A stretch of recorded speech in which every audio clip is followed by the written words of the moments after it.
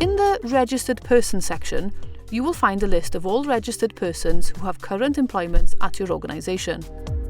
You will be able to see their names, job titles, registration numbers, or SCRs, the dates they were registered, and the dates they are due to renew their registration.